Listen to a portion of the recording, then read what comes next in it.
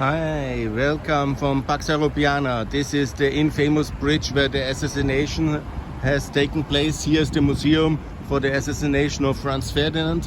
Here the river, and I will walk you and talk you through the center of Sarajevo this morning and explain you some of the historic fact everybody knows.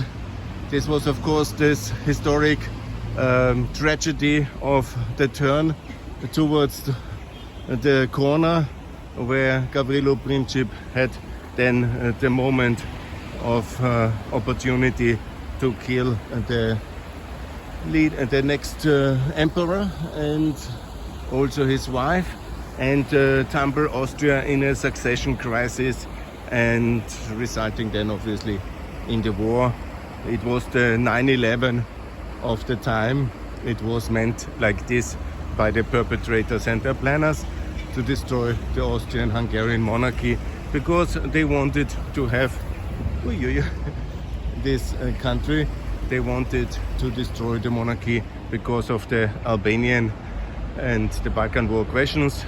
I have already explained the Dures and the Škoda ultimatum in 1913, and also the analysis by the Russian and Serbian plotters that only with a defeat and a breakup and a big war resulting in the end of Austrian-Hungarian power, there can be a realignment in Southeastern Europe. That was the Serbian perspective, and the Russian perspective, obviously, the breakup of the Turkish Empire and the access to the Straits. That was the double kind of required. I don't wanna film other people. I just want to show you the sights of the city. It's a Hotel President. Look at it, yeah. There's a lot of tourism now going on in this city. Also 2021 was a very good season, everybody told me. And so the future on that side for Sarajevo is absolutely bright. It is a touristic magnet of significance. But obviously the question is that now the Serbs inside Bosnia, bolstered by their masters in Russia and in Serbia, are sure to create a political crisis. One of the reasons why I'm here today. I call for Bosnian unity in NATO, in the Euro and the EU candidate status. Nobody can stop us to give the EU candidate status. It's not Russia's power to do that, or Serbia. It's our internal decisions. We can easily do that. I mean, even Serbia is a EU candidate country. It even has opened a chapter, and it has for sure not deserved it. I mean, Serbia is very far from EU membership and gets this, and Bosnia is in the majority compliant with EU foreign policy, with EU decisions.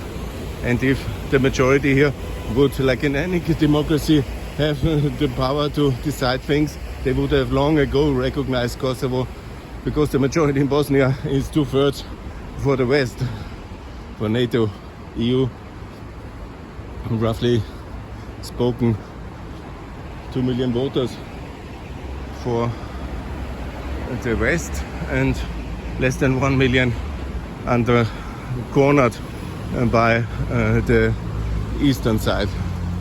That's more or less the situation. This is of course the library and municipality of Sarajevo, very beautiful, a building built in the Austrian times as the main administration building, and it's a very beautiful building.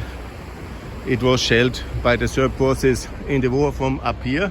This is the key slopes of Sarajevo, and up there was Mr. Vucic himself actually. Yeah? I have this confirmed information. Himself was maybe not the commander, but he was the political kind of assistant of Šešelj, and they were coming from time to time to throw some artillery down here and to be seen, make some photo ops. Did a cool guy by killing and sniping down here the poor people of Sarajevo in the name of some kind of fascist, whatever they call it, Turks, and that mentality on some Islamophobe, fascist mix with nationalism and socialism. That is their ideological kind of base. This is a very beautiful building. It's World Heritage. It's one of the most important buildings. Up there is the castle. Should be also a luxury hotel.